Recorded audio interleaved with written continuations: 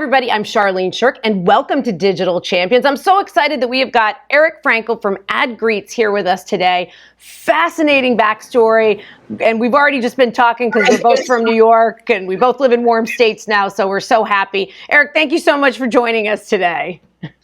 Charlene, thank you for inviting me. Pleasure to be here. So why don't you tell everybody how a New Yorker ended up in LA? Well, briefly, I used to be, I worked for Warner Brothers for 20 years from the day I got out of college and worked my way up to the number 2 guy in the division I worked in. One day the chairman called and said, Eric, I'd like you to become president, move out to California. And I did. And I worked at Warner Brothers for another decade, which totaled 30 years until I decided to become an entrepreneur. And this is kind of the second career phase of your life. And tell us a little bit about AdGreetz and what's all involved with that.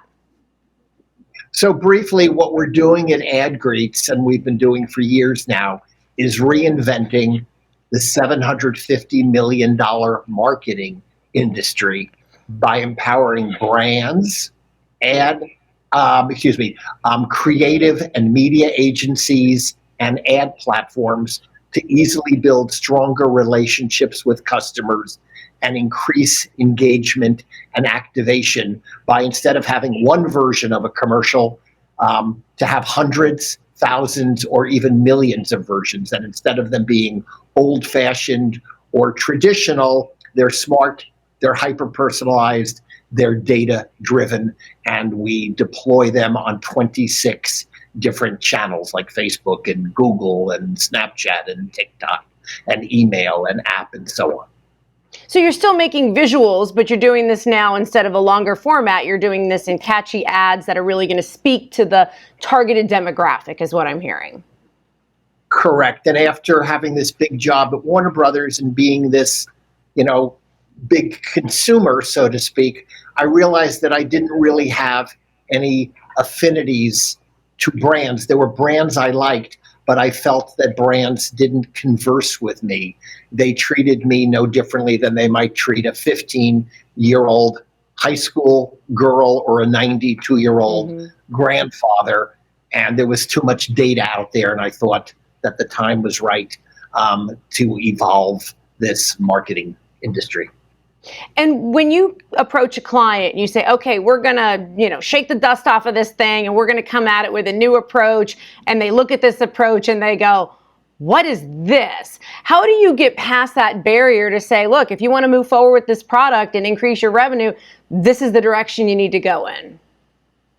Right. Well, what we frequently do is we show them what they're doing today, and then we literally produce a smarter, better version that might be relevant to Charlene in Florida on this particular day of the week, and so on and so forth. And we show them that better version. And then, of course, we show them, what we've done with 150 other brands, agencies, and ad platforms all around the world. And the success we've had, and success is actually measured by seeing what their metrics have been for the last 6, 12, 18, 24 months, and showing how you can increase engagement and activation, which primarily means make them a lot more money. Did you ever try something and you didn't get the metrics that you were hoping for and say, well, I guess we need to pivot this one? That's a really good question, and barely anyone ever asks. The answer is the only major challenges that we've run into like this, and you'll probably get this in a second, is if we get hired by a company, say an Uber, and an Uber asks us if we can find people to download the Uber app, and we're expected to beat what they've been doing for, call it 10 years in 1 month.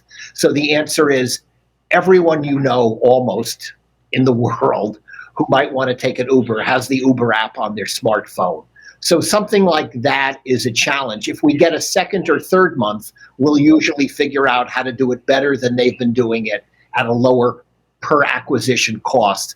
But if it's a really mature brand who's looking for what we call app downloads, that can be a tough one to pull off in a short amount of time. So now we say the only way we can succeed is if we get a 3-month commitment, because month 1 we're going to learn everything, and month 2 and 3 we're going to figure out how to do better.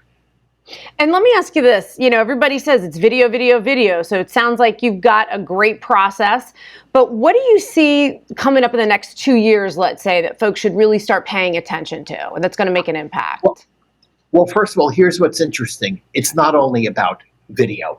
We also do what the industry calls, display ads. But rather than a display ad that looks like it's from 1986 and is in People magazine or Time magazine, we're doing something that's relevant to that recipient. And we're typically adding motion, and excitement to it, even though it's a banner display ad. So we do both, and we actually recommend a combination of the both, because display ads are less expensive media-wise.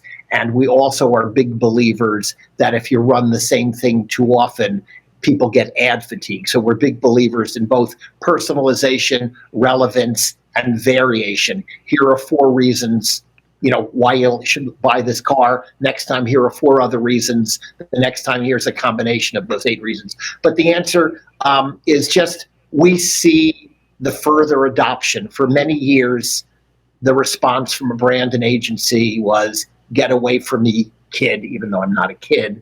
I don't get what you're talking about.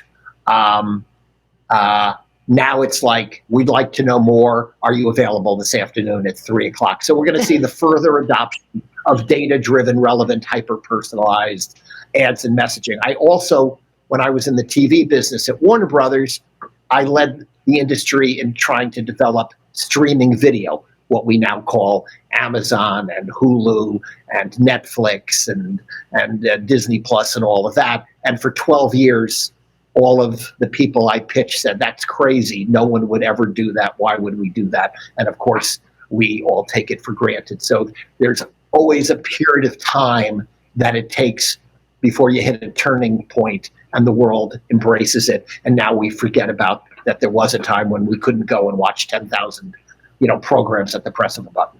That is true. Well, Eric, it's been fascinating talking to you. I know you had to put your mom on hold right when we started the interview, so make sure to call mom back, because you said you're going to call her right back.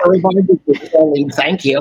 No, thank you. It's been great talking to you. Thank you for giving me the opportunity, and I hope we get to talk again. Absolutely. Come back anytime. Thank you so much, Eric Frankel with AdGreetz. Great advice. Thanks. And thank you so much for watching us, everybody, on dailyadbrief.com. And if you'd like more information or to see some of Eric's commercials, we'll make sure that we've included a link. Well, thanks so much for joining us, and we'll see you next time.